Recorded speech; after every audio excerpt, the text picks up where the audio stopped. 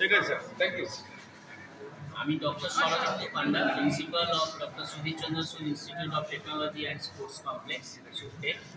তো আজকে আমরা যে প্রোগ্রামটা করছি তার নাম হচ্ছে ই মোবিলিটি সিনার্জি 2025।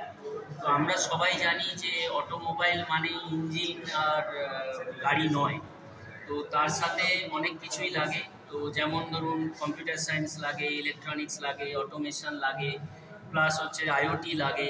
তো আমরা আজকে যে সেন্টারটা ওপেন করতে যাচ্ছি তার নাম হচ্ছে research and advancement centre of electronic mobility.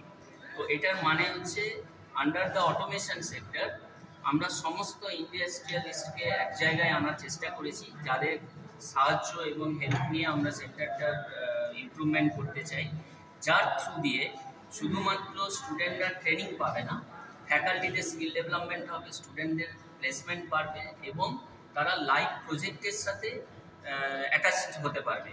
তো আমরা জানি যে শুধু অ্যাকাডেমিক্স করলেই হয় না, ইন্ডাস্ট্রিতে কি চলছে, কমিউনিটি বা সোশ্যাল কমিউনিটির সাথে, সোসাইটির সাথে আমাদের কিভাবে লিঙ্ক করা যায়। তো তার জন্য আমরা এই সেন্টারটা তৈরি করেছি।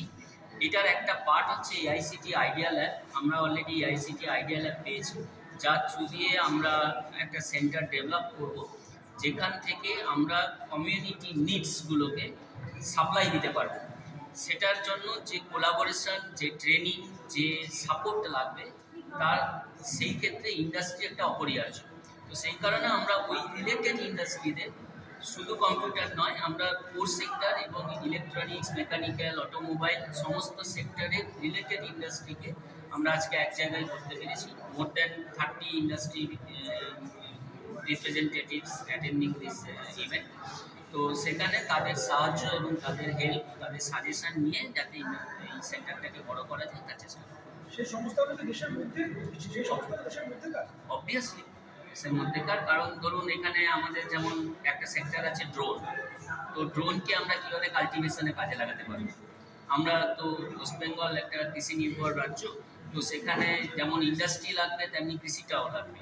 তো সেই কারণে যেমন ড্রোন একটা ইম্পর্টেন্ট জিনিস। যেমন ধরুন হাইড্রোজেন ফুয়েল আসছে বাজারে, আমাদের মধ্যে ধারণা অনেক কম, যাতে সেই অ্যাওয়ারনেস তৈরি করা যায় যে কীভাবে হাইড্রোজেন ফুয়েল কাজ করে, কীভাবে তার ডেভেলপমেন্ট করা যায়, কীভাবে ব্যাটারি তৈরি করা যায়, সাস্টেনেবল ব্যাটারি।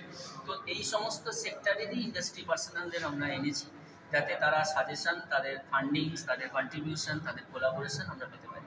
কবে থেকে শুরু হবে? এটা অলরেডি স্টার্ট হয়ে গেছে। আমরা আইডিয়া ল্যাব পেয়েছি, এটা আইডিয়া ল্যাবেরই একটা পার্ট। তো আইডিয়া ল্যাব অলরেডি আমাদের স্টার্ট হয়ে গেছে কাজ।